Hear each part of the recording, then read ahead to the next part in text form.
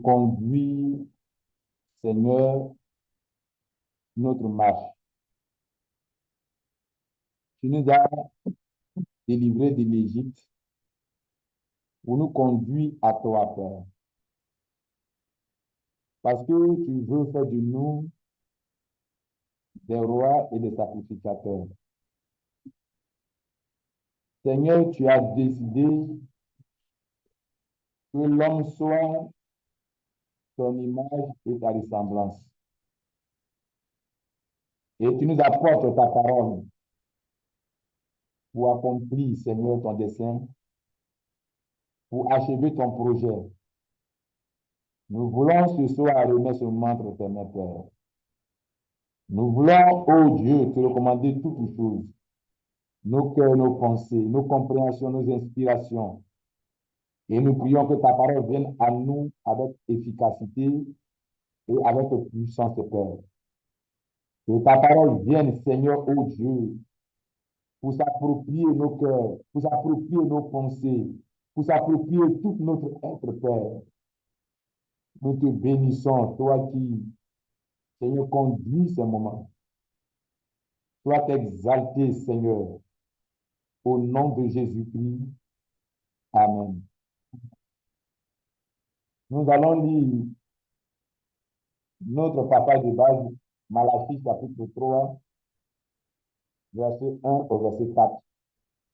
Et je vais demander à quelqu'un de m'accompagner dans la lecture. Malachie chapitre 3, verset 1 à 4. Oui. C'est ça? C'est ça. D'accord, donc je vais faire la lecture. Merci. Malachie chapitre 3, verset 1 à 4. Je lis.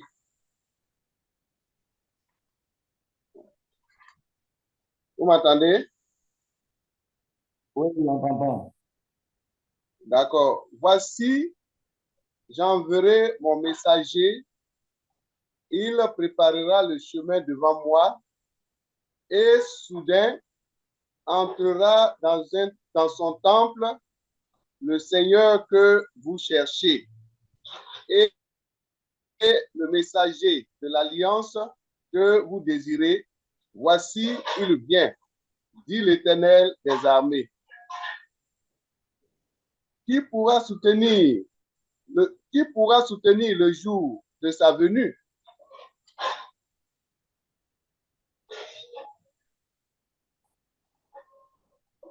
Qui restera debout quand il paraîtra? Car il sera comme le feu du fondeur, comme la potasse des foulons. Il s'assiera, fondra et il purifiera les fils de Lévi. Il les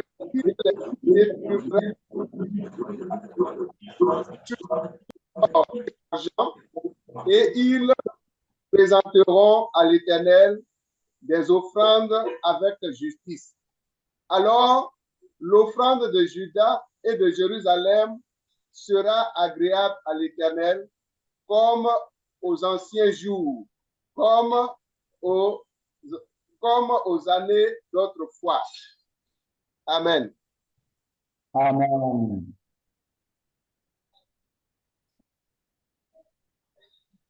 Depuis le mois passé, on a commencé à réfléchir sur ce passage de Malachie, chapitre 3. Et la réflexion, c'est pour exposer un fardeau. Donc, la réflexion va dans un angle. Et dans cet angle-là, on voulait parler précisément de ces deux messagers de Dieu. Donc, là, le mois passé, on a commencé. Et aujourd'hui, on va un peu avancer. Et j'ai pris pour que Dieu nous assiste dans cette avancée et qu'il nous donne de pouvoir dire les choses de façon concise et puis, pour qu'on puisse se comprendre. Mais avant d'avancer, je vais rappeler 3 points que nous avions présentés dans notre passage de la dernière fois. Le premier point, c'est que, on a dit dans Malachie chapitre 3,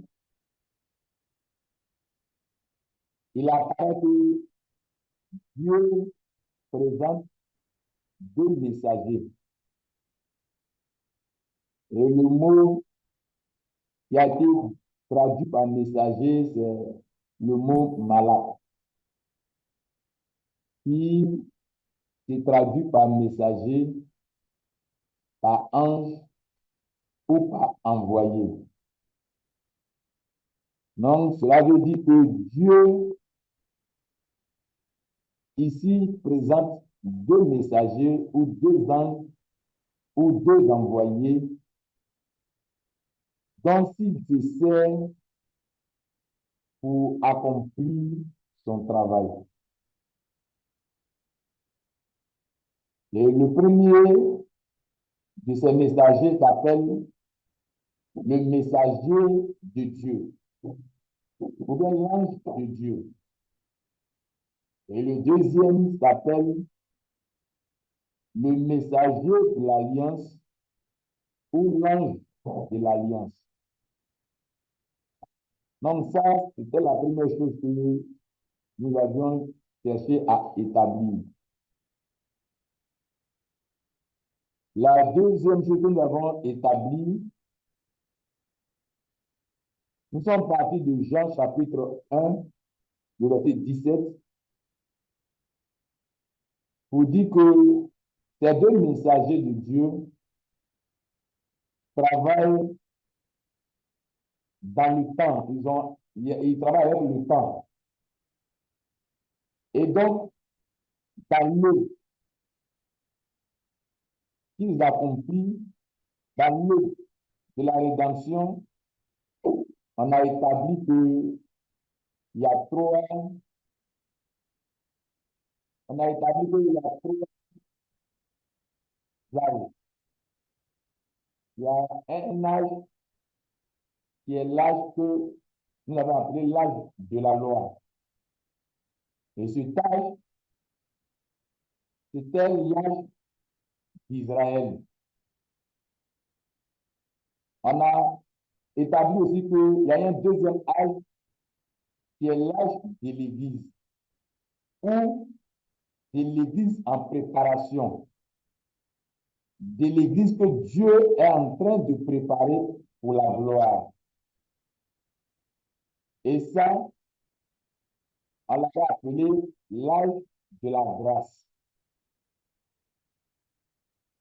Et on a dit, il y a un troisième âge qui est l'âge de la vérité. Et c'est dans cet âge-là que nous sommes en train de rentrer pour établir la vérité de toutes choses, pour manifester la vérité de toutes choses. Et je vais ajouter, sur ces 3 âges-là, je vais le présenter autrement, pour dire, en même temps que les 3 âges sont 3 périodes, les 3 âges aussi sont 3 niveaux de croissance du croyant dans la divinité. Et nous disons que dans 1 Jean chapitre 2, verset 12-13, quand il parle de l'état de petits enfants, l'état de jeunes gens et l'état des pères, il est donc en train de parler aussi de ces 3 âges. Donc les 3 âges sont à la fois des périodes de temps, mais aussi des niveaux de croissance dans la divinité. Je voulais aussi ajouter que selon Hébreux, chapitre 4, verset 1 au verset 2,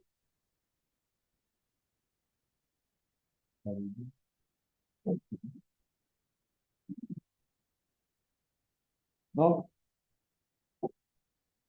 Hébreux 4, du verset 1 au verset 2. Et je voudrais qu'on lise ce passage.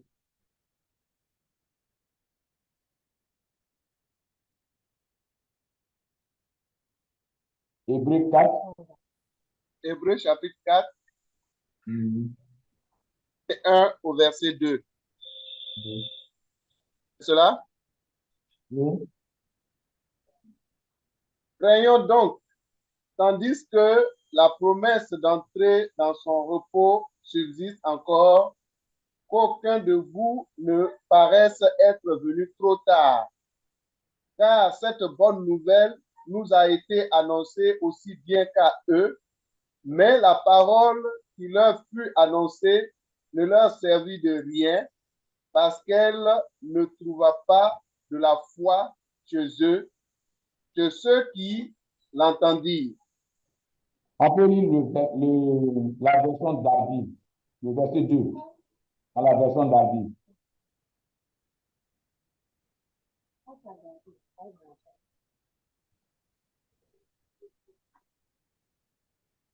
Version David.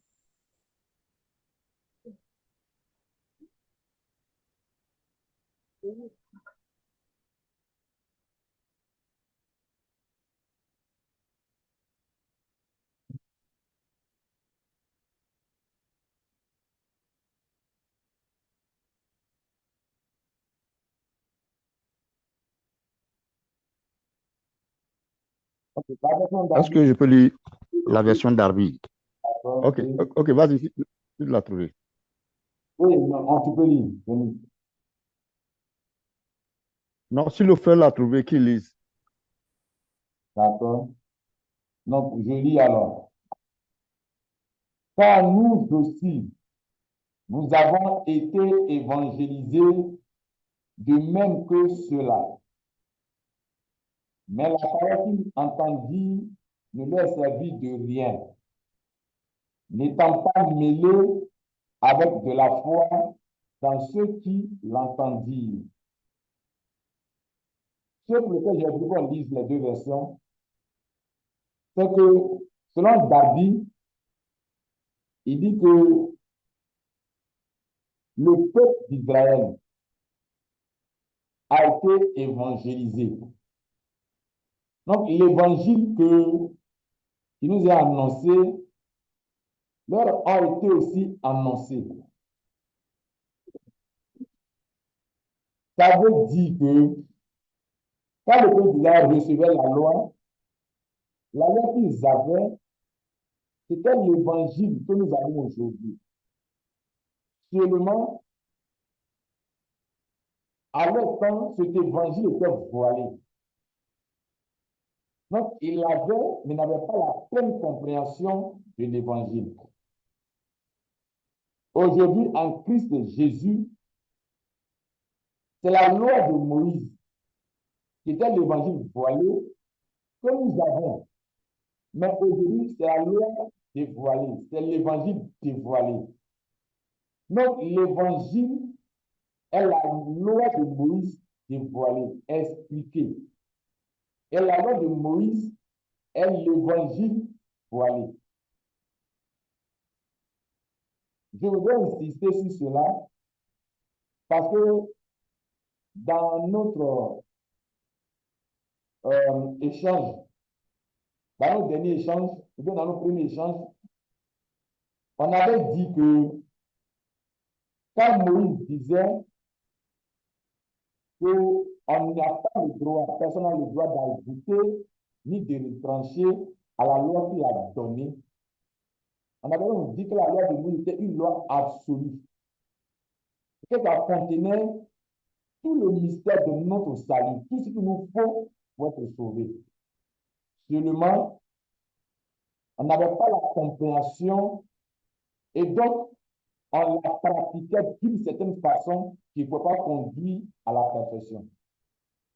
Et Jésus est venu pour nous expliquer ce que la loi de Moïse était donc en train de nous enseigner.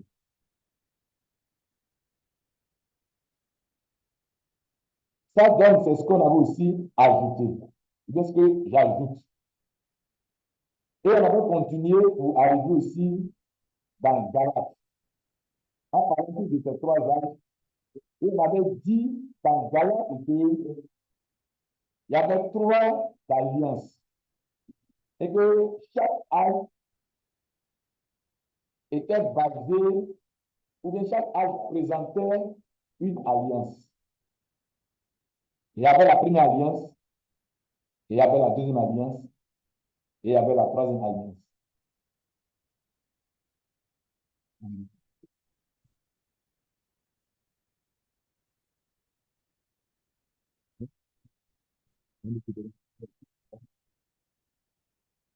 Excusez encore.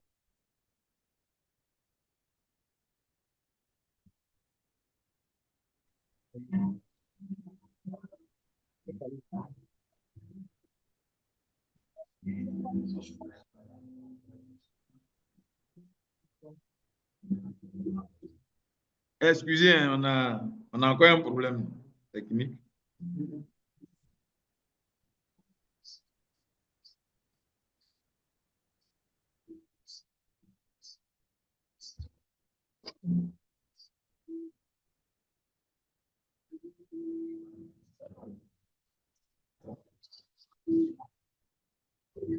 Allô?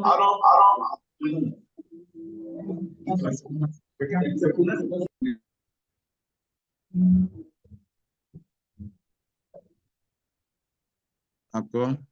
Vous m'entendez? Non, le Oui, micro ouvert. on te reçoit très bien. Oui, Ah, c'est vous Là, me c'est laissez très très bon bien. maintenant. Ah, maintenant c'est Là, bon? là, là, Oui, c'est là, bon c'est bien maintenant. meilleur. Ah, d'accord. Que Dieu soit béni. Que Dieu Tu es béni. soit béni. Amen. Donc, je disais donc qu'il y a 3 alliances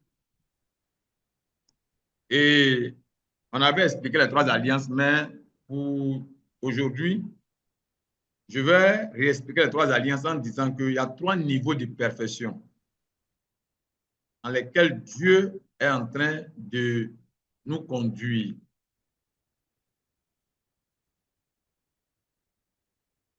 Et je vais présenter rapidement les 3 niveaux de perfection dans lesquels Dieu est en train de nous conduire. Le premier niveau de perfection, la Bible dit dans le livre de Philippiens,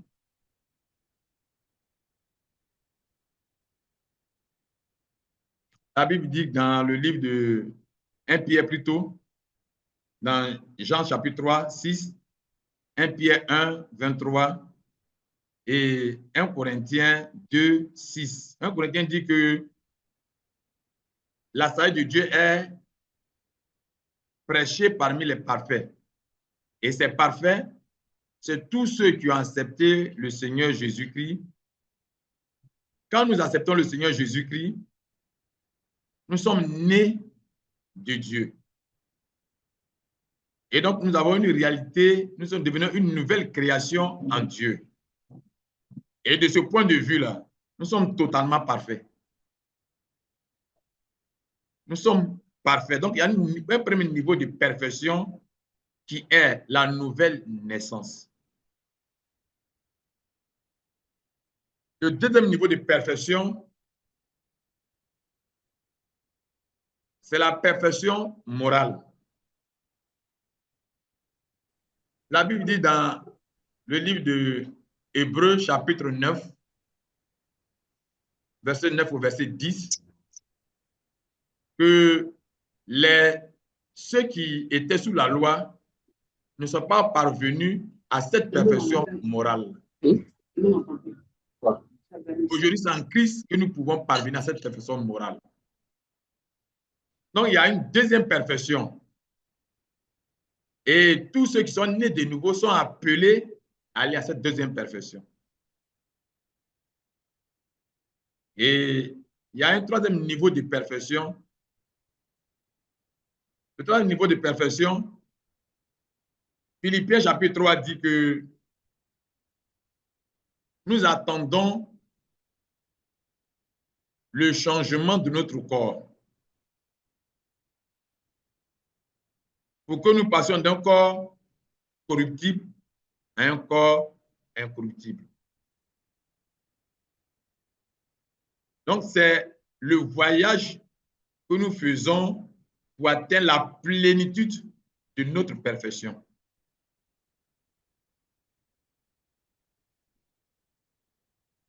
Et le troisième, le dernier point que je voulais rappeler, on a dit donc que ce voyage de perfection nous donne de devenir totalement Christ.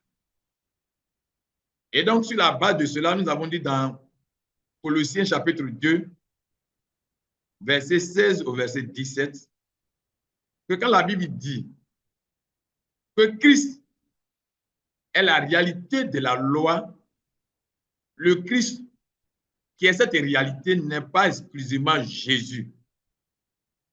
Mais ce verset est en train de nous dire que la loi nous montre le processus, comment on devient Christ. Et donc, la loi nous conduit à devenir Christ. Et ce Christ, donc, c'est un ensemble d'individus qui a pour Jésus leur tête. Donc, Christ, ce n'est pas Jésus en tant qu'individu, lui seul. Donc, ça, c'est les trois points que nous avons établis et avec lesquels nous allons continuer aujourd'hui. Et aujourd'hui, nous allons faire remarquer quelque chose. Nous avons dit qu'il y a trois perfections, nous avons dit qu'il y a trois âges. Mais quand nous venons à Malachie, chapitre 3, verset 1 au verset 4, il est question de deux messagers qui travaillent à ce que non seulement Dieu a le message de l'alliance entre dans le temple, mais que le message de l'alliance travaille sur le temple pour le rendre parfait.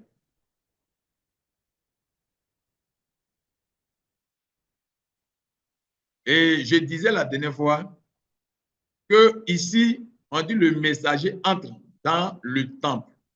Et le temple veut dire ou bien suggère que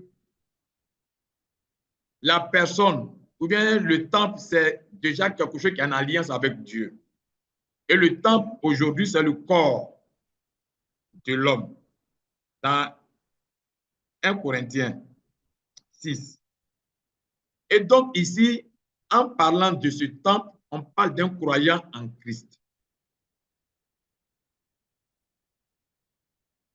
Mais il est dit que c'est un croyant en Christ sur lequel le messager de Dieu est en train de travailler pour que le message de l'alliance entre.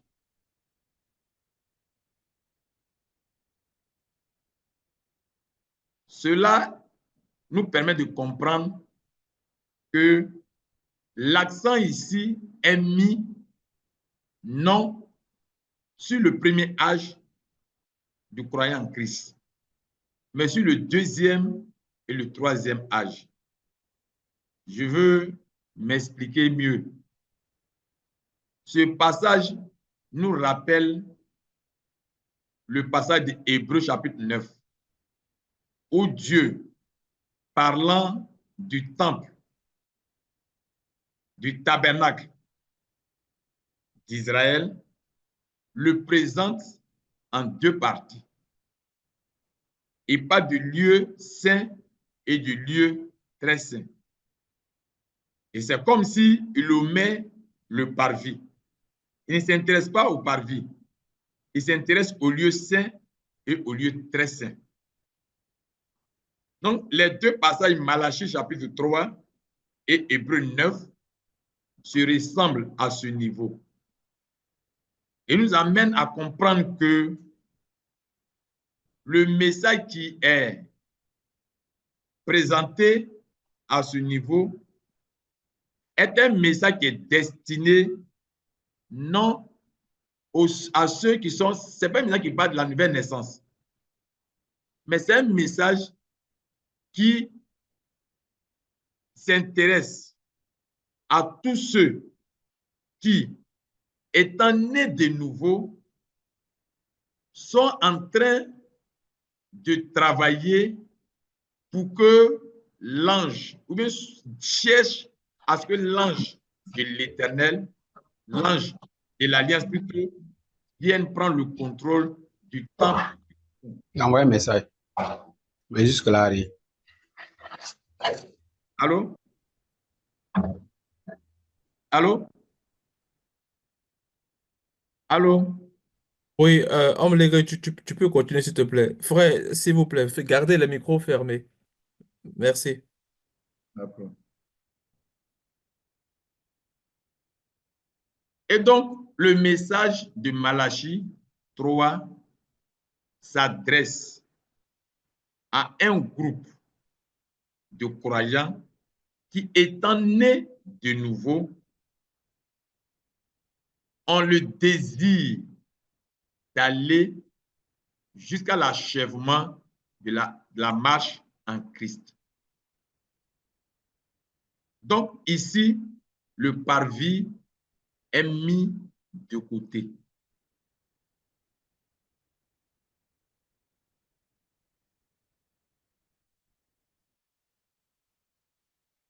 Donc, ceci nous permet de comprendre que Malachie 3 décrit des activités que le Seigneur a prévues pour conduire ceux qui sont nés de nouveau et qui désirent marcher avec le Seigneur pour achever leur rédemption. Le Seigneur pourvoit donc à deux messagers qui vont les accompagner pour achever leur marche. Et parmi ces deux messagers, le premier messager, qui est le messager de l'Éternel, va donc préparer ce croyant qui veut aller loin avec le Seigneur. Il va faire un travail de préparation qui va permettre au messager de l'Alliance, le message qui porte l'Alliance, de pouvoir entrer dans le temple. Et j'ai envie de dire, pour y établir cette alliance, pour y établir cette deuxième alliance, et qui, à partir de ce moment, va commencer dans un niveau de travail qui va lui permettre de connaître l'achèvement de sa rédemption. Et donc, ces deux anges viennent à un moment donné pour aider les croyants à achever leur rédemption.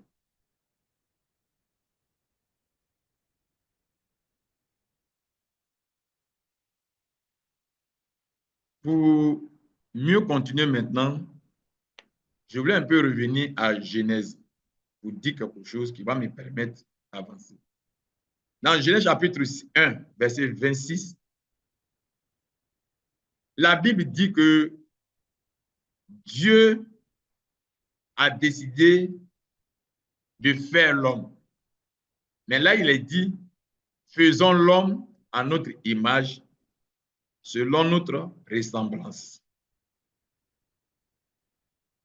Quand Hébreux chapitre 1, verset 3, reprend cette idée, cette pensée, il dit que le Fils Je vais lire ça dans la version Parole de vie. Il dit, toute la gloire de Dieu brille sur lui. Ce Fils est vraiment ce que Dieu est. Et sa parole puissante soutient le monde. Il a lavé les êtres humains de leurs péchés, puis il s'est assis dans les lieux, dans les cieux à la droite du Dieu très haut. Donc le Fils est la gloire de Dieu, mais le Fils est l'empreinte de la personne de Dieu. Donc ce que Genèse a présenté comme image et ressemblance, Hébreux 1, 3 présente comme étant le reflet de la gloire de Dieu et l'empreinte de sa personne. J'ai pris cette version pour nous amener quelque part. Pour dire que quand Dieu créait Adam, il créait Adam pour que Adam reflète sa gloire, la gloire de Dieu. Pour que Adam manifeste la gloire de Dieu. Donc Dieu a créé Adam pour une gloire. Pour que Adam soit l'expression, bien la manifestation de la gloire de Dieu.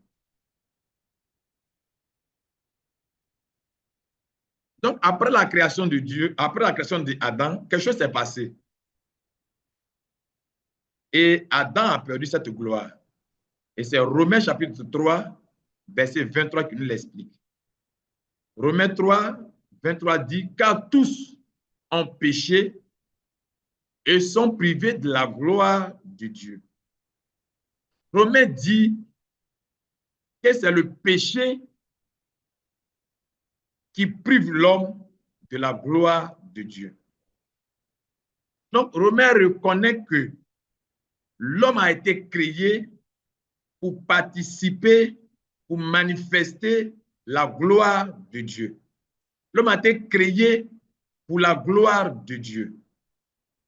Et le péché est intervenu pour empêcher l'homme de manifester cette gloire, pour éloigner l'homme de cette gloire. Cela nous amène donc que le problème de l'humanité, le problème de l'homme, c'est le péché qu'il faut traiter.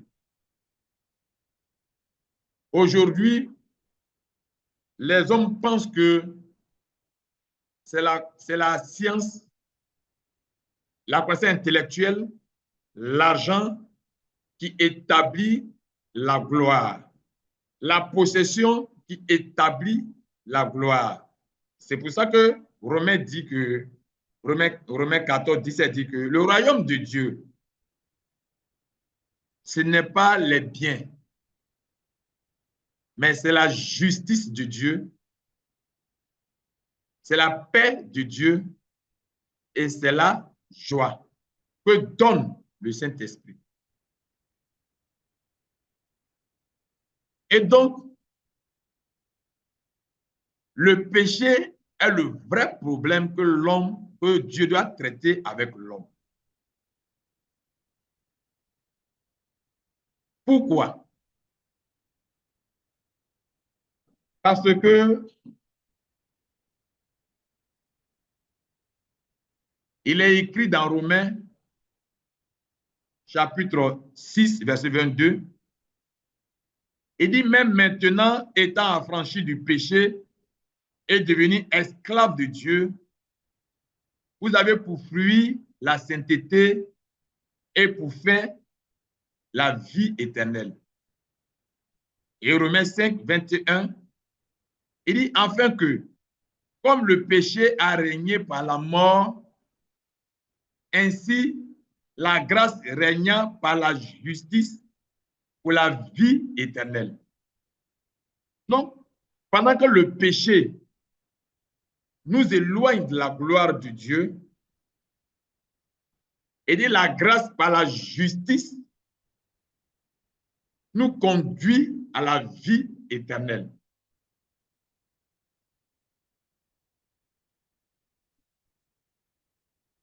Qu'est-ce que je suis en train de dire? Je suis en train de dire que Dieu, quand il nous créait pour nous gloire. Et le péché est intervenu pour essayer d'annuler le projet de Dieu. Et la grâce et la fidélité de Dieu a fait même que quand Adam a péché, quand Dieu est venu et qu'il a chassé Adam du jardin, il a mis des chérubins pour garder le chemin de l'arbre de vie. Il n'a pas gardé pour que Adam n'ait plus accès à l'arbre de vie. Parce que tout le désir de Dieu, c'est qu'Adam ait accès à l'arbre de vie. Mais il garde ce chemin pour ne pas que le chemin se perde.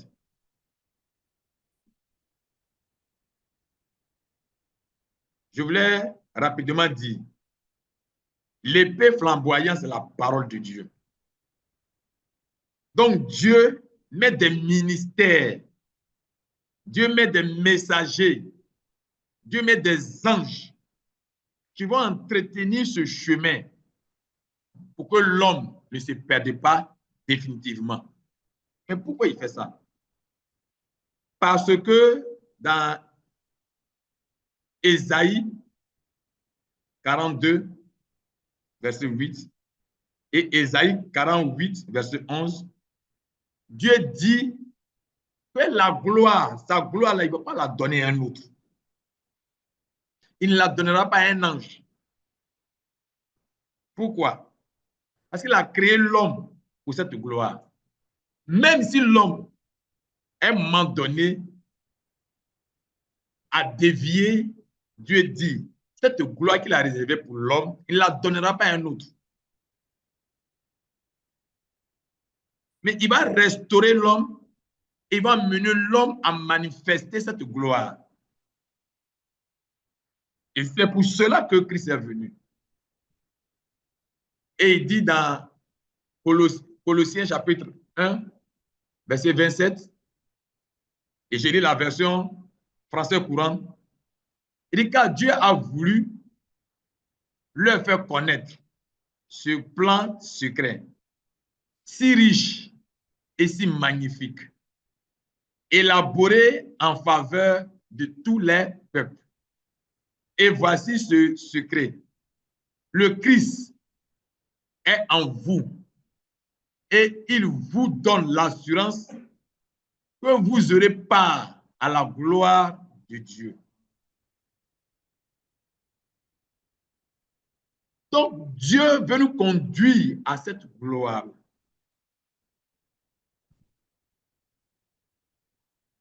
Dieu veut nous conduire à une gloire.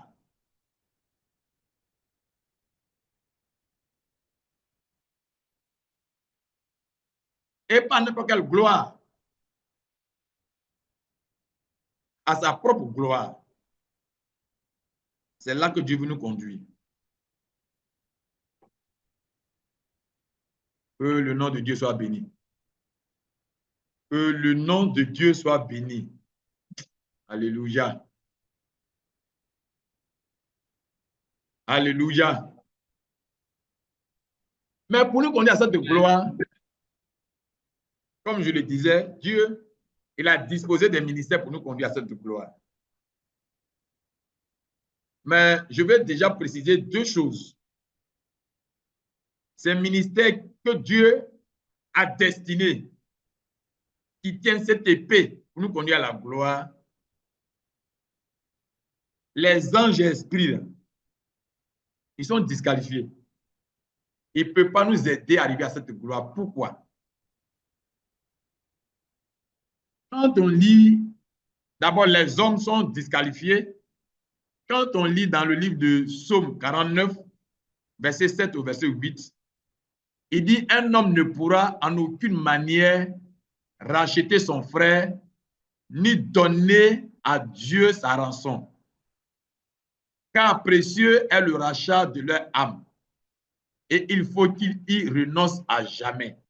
Ça, c'est la version Darby. Selon la version Darby, aucun homme n'est qualifié pour conduire un croyant à cette gloire. Aucun homme. Et c'est pour cela que notre frère Jean, il a vu qu'il n'y avait personne pour briser les sceaux, a pleuré parce qu'il a vu que l'humanité est condamnée définitivement. Il n'y a personne pour sauver l'humanité. Il n'y a personne qui puisse conduire l'humanité à cette gloire. C'est pour ça que Jean a pleuré. Parce qu'effectivement, il n'y a aucun homme qui soit qualifié pour conduire l'homme à la gloire de Dieu. Ça, c'est la première chose.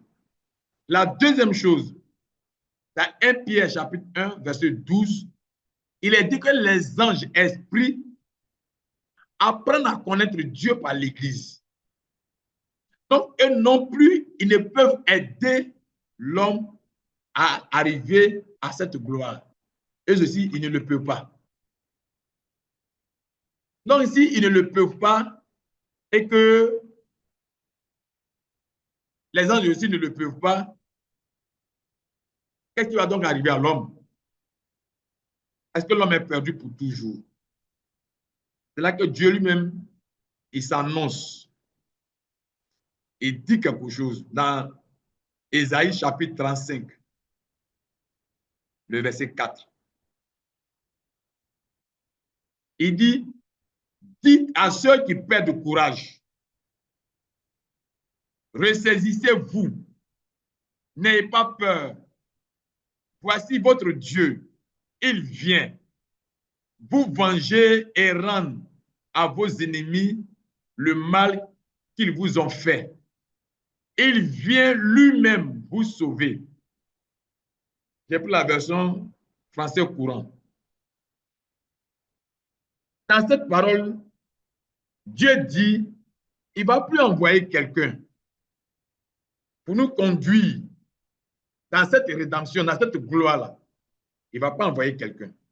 Mais lui-même va venir pour faire ce travail.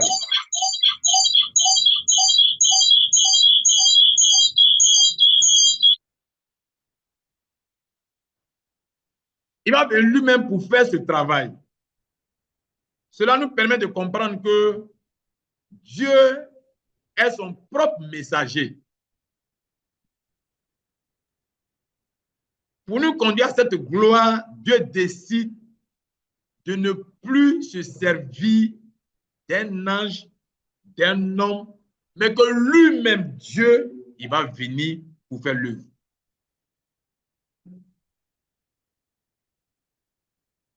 Et il continue dans Ésaïe chapitre 8, verset 14, il dit, et il sera un sanctuaire, mais aussi une pierre d'achoppement, un rocher de scandale pour les deux maisons d'Israël, un filet et un piège pour les habitants de Jérusalem. Donc, quand Dieu va venir pour délivrer les hommes, quand Dieu va venir pour délivrer les croyants, pour les conduire dans la gloire, il dit, voici comment il va venir. En venant, il va devenir un sanctuaire. En venant, il va devenir un temple. Mais le fait qu'il devienne le sanctuaire, le fait qu'il devienne ce temple-là, ça va devenir un rocher de scandale. Ça va devenir une pierre d'achoppement. En clair, qu'est-ce que Dieu est en train de dire? Nous savons que le temple, c'est un corps. C'est le corps humain. Donc, Dieu est en train de dire, il va venir lui-même. Mais en venant, il va se revêtir d'un corps humain. Donc, il va venir sous la forme d'un homme. Et en venant sous la forme d'un homme, ça va scandaliser les religieux. Qu'un homme dise que lui, en tant qu'homme, il est Dieu, ça va scandaliser les religieux. Donc, Dieu lui-même viendra mais il venait sous la forme d'un homme pour accomplir son projet. Daniel dit, Daniel chapitre 12, il dit que quand cela se produit, plusieurs de ceux qui cherchent Dieu seront purifiés, blanchis, épurés. Mais les méchants, ceux qui ne cherchent pas Dieu, là, ils vont faire davantage le mal. Et ils ne vont pas comprendre ce que Dieu est en train de faire. Mais ceux qui auront l'intelligence, ils vont comprendre.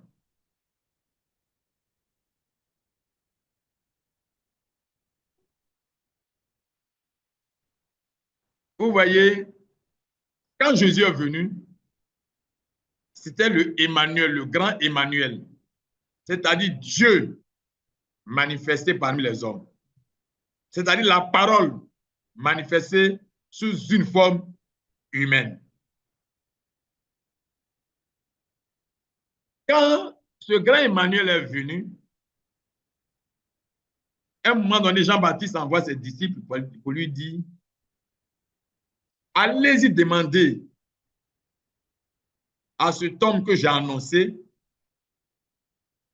si je ne me suis pas trompé, ou bien est-ce que je me suis trompé, est-ce qu'il est vraiment celui qui devait venir? Quand ils sont allés à Jésus, Jésus ne leur a pas dit, c'est moi ou c'est pas moi. Jésus leur a dit, allez-y dire à Jean-Baptiste que Ésaïe 35, à partir du verset 5 dit que quand Dieu va venir lui-même sur la terre pour produire la rédemption des hommes, les aveugles vont voir, les sourds vont entendre, les lépreux vont être purifiés. Donc, allez-y dire à Jean-Baptiste que ces choses sont en train de se produire. Il est en train de dire, si Jean-Baptiste, s'il connaît l'écriture, ou parce qu'il connaît l'écriture, il sait ce que cela veut dire. Dieu parle en parabole. Pour que ceux qui n'ont pas l'intelligence ne comprennent pas ses voix. Mais pour que ceux qui ont l'intelligence aillent de profondeur en profondeur, pour saisir toute la profondeur de la chose de Dieu. Permettez, je vais faire une petite parenthèse. C'est pour ça même que l'homme spirituel fait beaucoup attention aux signes qui se tournent autour de lui, parce que Dieu parle avec des signes et des symboles. Donc, les petits signes qui sont autour de nous, attachons-nous à cela. Faisons attention. Soyons très regardants sur les petites choses. Soyons très regardants sur les détails des choses. C'est important. Que Dieu soit béni. Que Dieu soit béni. Vous voyez, quand je disais, il faut ceux qui sont intelligents comprendront et ceux qui font le mal ne comprendront pas. Je vais donner deux témoignages. Le premier témoignage, quand Jésus est né et qu'ils ont le présenté au temple, c'est un enfant comme tous les autres enfants.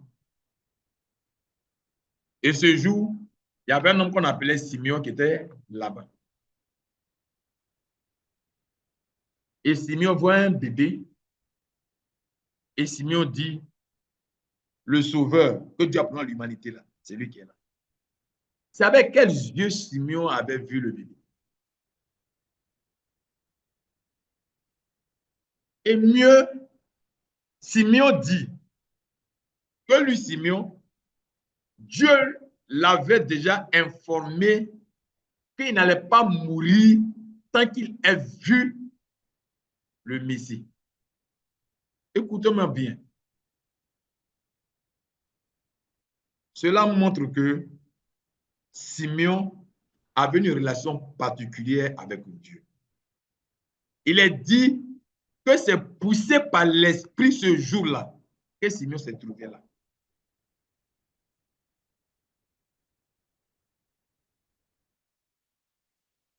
Il y avait aussi une autre sœur qui s'appelle Anne. Il est aussi dit, c'est dans Luc chapitre 2, du verset 25 au verset 39.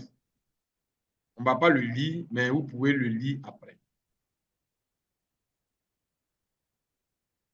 C'est dans ce Luc dit, la sœur aussi qui se trouvait à cet endroit,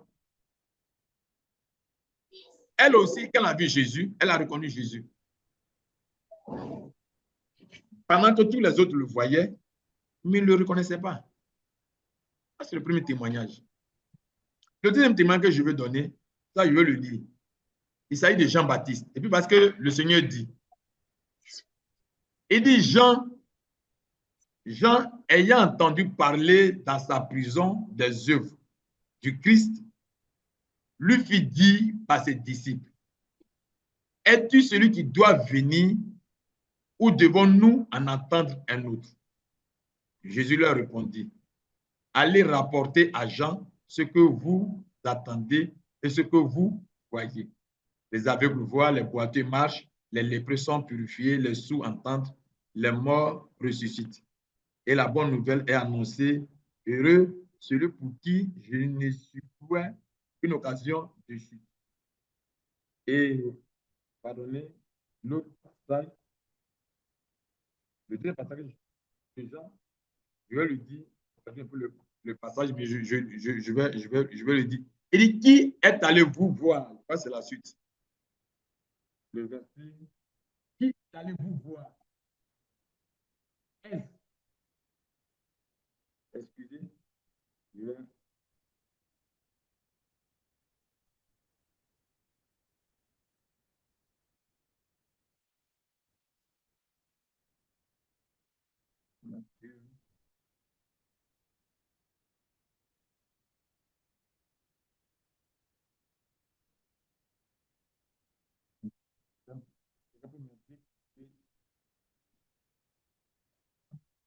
Donc, qui est allé vous voir? Oui, Matthieu.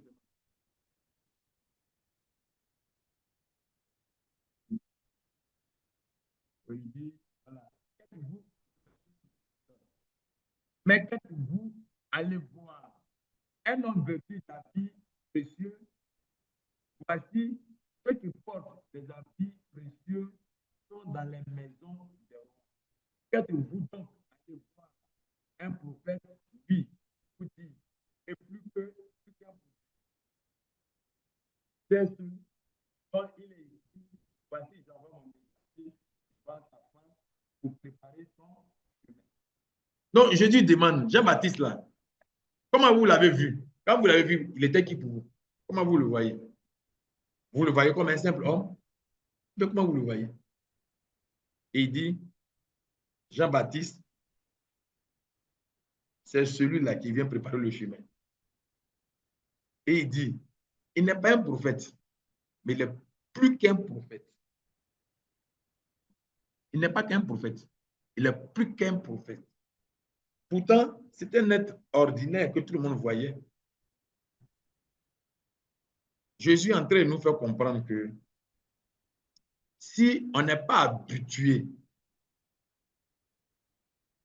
à écouter le Seigneur, si on n'est pas habitué à recevoir du Seigneur, on ne va pas comprendre le projet de Dieu. On ne peut pas identifier les messagers que Dieu nous envoie. Jean-Baptiste était un messager, Jésus était un messager. Mais les gens ne nous ont pas identifiés. Pourquoi?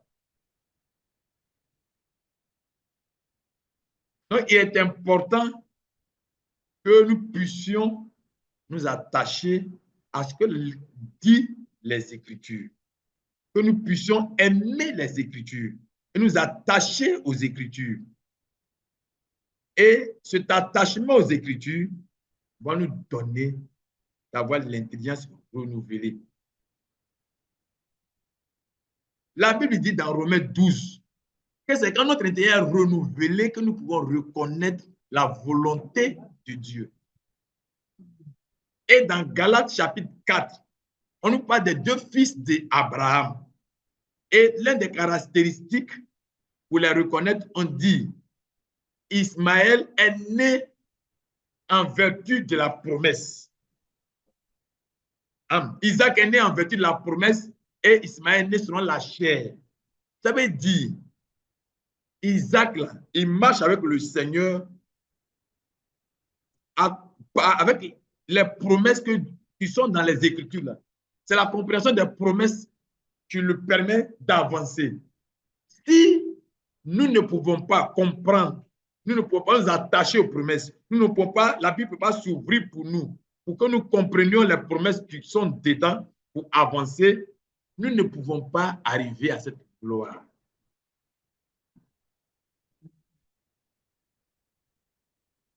Frère, je vais donc nous dire que ces anges que Dieu a disposés pour nous conduire à la gloire, pour nous rétablir dans la gloire que nous avions perdue, c'est Dieu lui-même. Et ce Dieu lui-même, là, il va se présenter sous deux formes. Il va devenir l'ange de Dieu, il va devenir l'ange de l'Éternel pour nous aider à entrer dans la gloire de Dieu. Frère, c'est important que nous puissions progresser avec le Seigneur cette fois. Aucun homme n'est qualifié. Il a dit qu'il a sauvé Israël. Il dit qu'il les a sauvés, les a portés sur les ailes des nègres pour les conduire à lui, Dieu. Dieu ne nous conduit pas un homme. Il nous conduit à lui-même. Donc, brièvement, je vais dire maintenant les deux anges et puis je vais m'arrêter. Mais tout ce que j'ai essayé d'élaborer, c'est pour dire même que les deux anges-là, pour que nous puissions les identifier, pour que nous puissions les connaître, il est important que déjà, nous soyons dans une disposition où nous cherchons à comprendre et à connaître les choses de Dieu. Vous voyez un enfant qui va à l'école primaire, il ne peut pas studier l'école primaire pour lui comprendre les choses de l'université. Il est important que doucement, il étudie les choses de l'école primaire. Ça va lui ouvrir l'intelligence pour comprendre les choses supérieures. Quand on va à l'école primaire, on dit le soleil se lève à l'est, se couche à l'ouest. Quand on se réveille le matin, on voit le soleil à l'est, on le voit le soir à l'ouest. Et on le considère, et on pense que c'est la vérité. On arrive au collège, on nous dit que le soleil ne s'est jamais levé, et puis il ne s'est jamais couché. Mais c'est la Terre qui tourne autour du soleil. Est-ce qu'on peut vérifier ça? Non. Le premier, on pourrait dire, on peut vérifier, je me réveille, je vois le soleil à l'est, le soir, je le vois à l'ouest. Donc, mais ça, c'est sûr, pour le vérifier. Et puis, j'arrive au collège, on me dit, le soleil ne se lève pas, c'est la Terre qui tourne autour du soleil. Je ne peux pas le vérifier, mais bizarrement, mon intelligence l'accepte. Mon intelligence l'accepte. Pourtant, je ne vais pas expliquer. Mais le fait que doucement, j'avais cru au premier et que j'avais commencé à pratiquer, ça a développé en moi, c'était une intelligence dans mon inconscience où même quand, dans la logique, je ne peux pas comprendre, mais mon esprit l'accepte et mon esprit peut continuer. Si tu n'as pas travaillé de cette façon et que tu penses que tu vas bondir pour aller au collège pour comprendre, tu vas te détruire. Donc, les deux messagers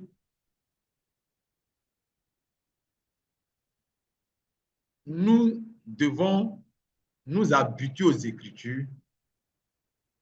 Timothée dit, nous devons nous attacher, 1 Timothée chapitre 4, à partir du verset 8, jusqu'au verset 16, nous devons nous attacher à la lecture des Écritures pour que notre intelligence là se développe, pour que notre progrès soit évident devant tous. Donc, comme je disais, je vais aller rapidement aux deux messagers. Le premier messager, qui est le messager de l'Alliance, c'est qui? Le messager de l'Alliance, c'est le ministère du prophète. Mais comme je l'ai dit tout à l'heure, ce n'est pas n'importe quel prophète. Non. Mais pourquoi d'abord c'est le ministère des prophètes? Dans Luc chapitre 1, versets 76 et 77, il dit, et toi, petit enfant, tu seras appelé prophète du Très-Haut. car tu marcheras devant la face du Seigneur pour préparer ses voies afin de donner à son peuple la connaissance du salut par le pardon de ses péchés. Donc ici, il dit c'est le prophète qui prépare la voie devant le Seigneur. Or, l'ange de Dieu prépare le chemin devant le Seigneur pour que l'ange de l'Alliance entre dans le temple. Donc, le ministère qui prépare la voie devant le Seigneur, c'est ce ministère du prophète. Et tout à l'heure qu'on a lu pour Jean-Baptiste, qu'on a lu dans Matthieu 11, Jésus dit, qui est allé vous voir? Est-ce un prophète? Il dit, je vous dis, il n'est plus qu'un prophète. Or, ce Jean-Baptiste, dans Jean chapitre 10, on dit qu'il n'a fait aucun miracle. Il n'a fait aucun miracle, mais il est plus grand que tous les prophètes. Pourquoi? Dans Jean 10, Jean 10, on dit qu'il n'a fait aucun miracle, mais tout ce qu'il a dit de Christ, Jean 10, verset 41, il n'a fait aucun miracle, mais tout ce qu'il a dit de Christ est vrai. Ça veut dire qu'il avait une connaissance profonde de Christ. Donc la grandeur là, se mesure dans la connaissance du projet de Dieu pour l'accomplissement de Christ. Plus nous avons la lumière de comment Dieu opère pour que l'homme soit établi Christ. Et que nous sommes capables de le présenter aux hommes de manière à ce que ceux-là aussi soient captivés, soient saisis par le Seigneur. Ce ministère-là, c'est le ministère de prophète. Et ce ministère de prophète, c'est le ministère qui est appelé le ministère, le messager de Dieu. Et c'est ce messager-là, ce ministre, ce prophète-là, qui est différent des 5 ministères de la Bible. Ce ministère-là, c'est le renouvellement de notre intelligence. C'est une capacité, c'est un niveau de croissance en Dieu. Vraiment, excusez-moi, je suis en train de balancer les choses. Mais excusez-moi, parce que c'est le dernier moment. Je voudrais donner ce que, voilà, j'ai reçu. Ce sont des personnes dont l'intelligence a été nettoyée, a été renouvelée pour connaître les choses de Dieu qui appartiennent à leur temps. C'est-à-dire ce que Dieu est en train de faire à leur temps et qui savent quels sont les pas qu'il faut poser en cette période pour participer au projet de Dieu. Dans 1 Chronique 12, 32, dans Luc 19, 42 à 45,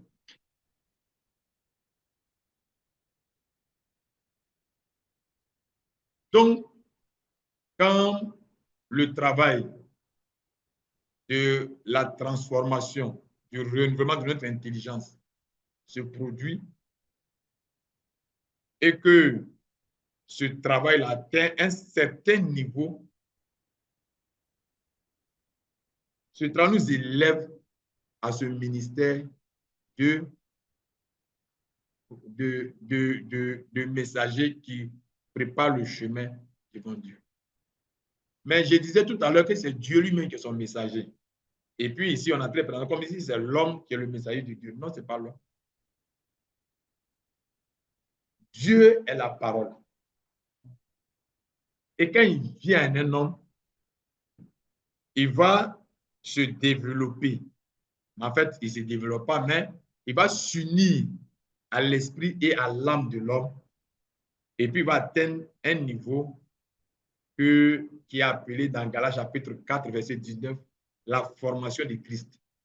C'est-à-dire la parole que tu as entendu va devenir vie en toi, va se cristalliser pour devenir vie en toi, va se cristalliser en toi. Que cette parole-là se réalise en toi. Il est donc dit que Dieu habite corporellement. La plénitude de Dieu est devenue corporelle dans l'individu. Non, cet individu-là devient une habitation physique de Dieu. Donc, Dieu devient réel dans cette personne. Et humainement, on le voit, c'est un homme. Mais 2 Corinthiens 5, verset 16, la version parole vivante, nous dit que on ne considère plus cet homme-là, ces hommes-là, selon la vue humaine. Et c'est quand Paul dit, ce n'est plus un homme, quand ses frères prêchent, ce n'est pas un homme qui nous parle, mais c'est Dieu qui nous parle. Non, nous ne recevons pas ce qu'ils nous disent, comme si on le recevait d'un homme. Je vais dire 2 autres versets, et puis je vais chercher à m'arrêter. Le premier verset, on va lire ça dans Hébreux 12, à partir du verset 22.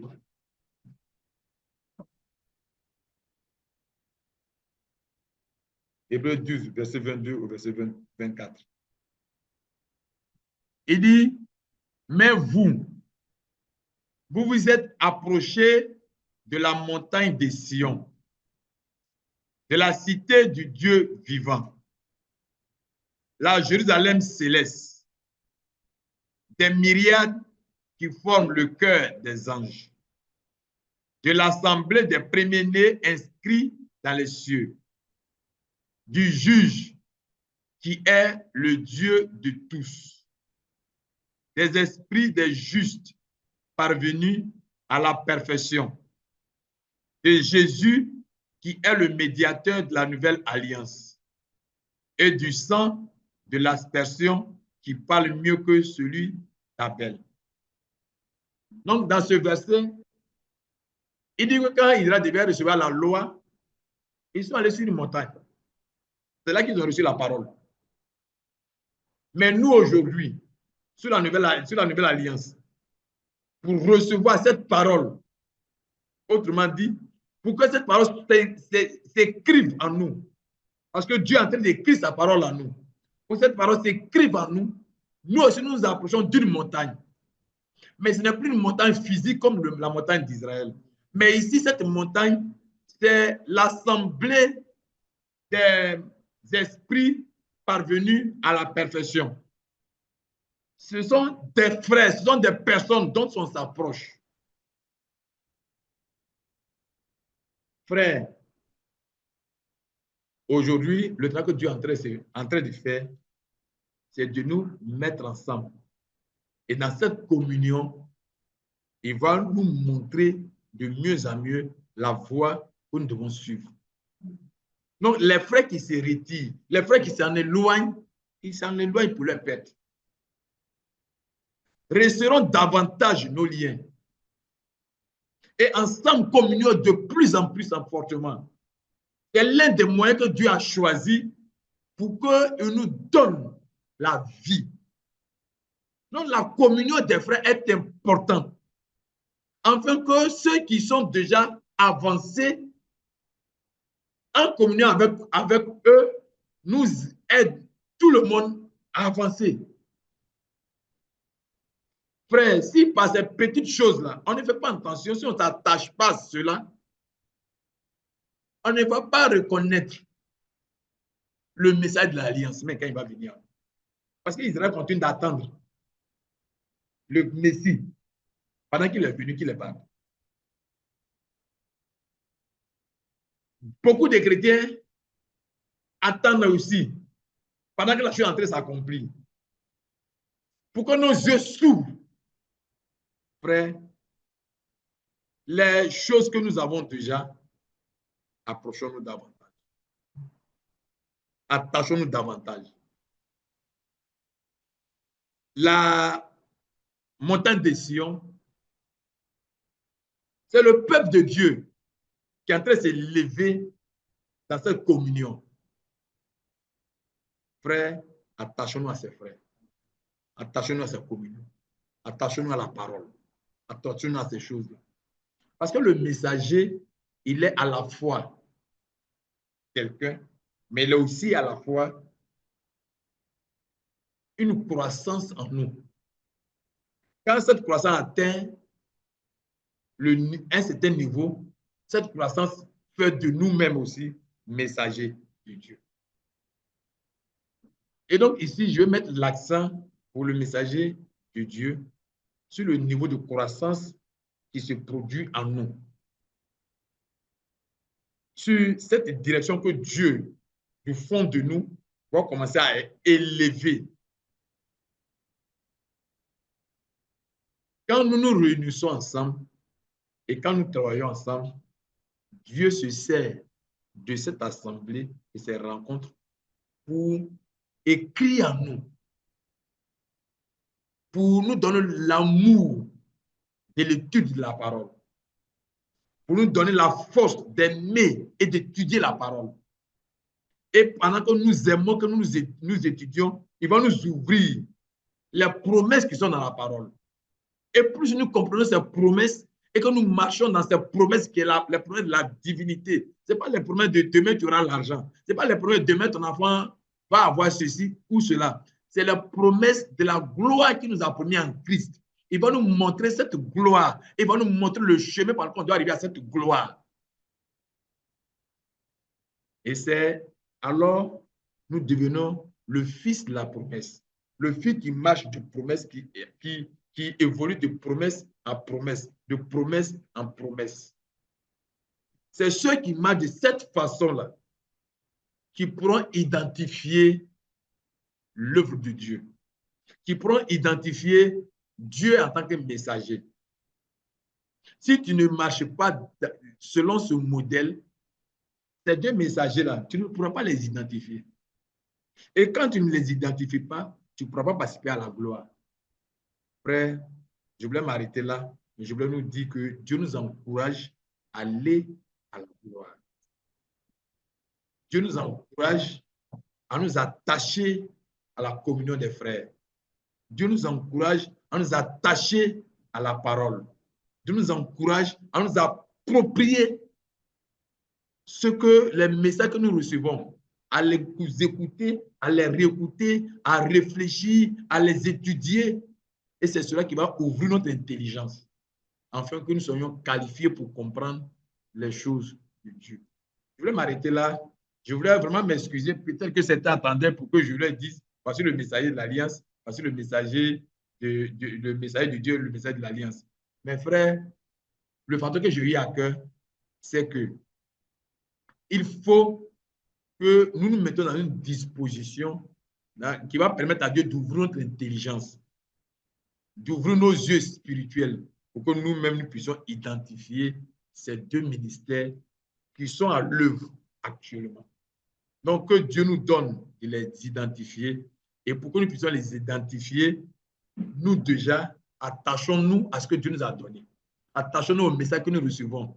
Méditez-le, reméditons, écoutons, réécoutons, prions pour que Dieu nous ouvre davantage l'esprit et alors Dieu le fera et nous pourrons arriver à destination avec le Seigneur. Que Dieu nous bénisse, que Dieu nous conduise. Amen.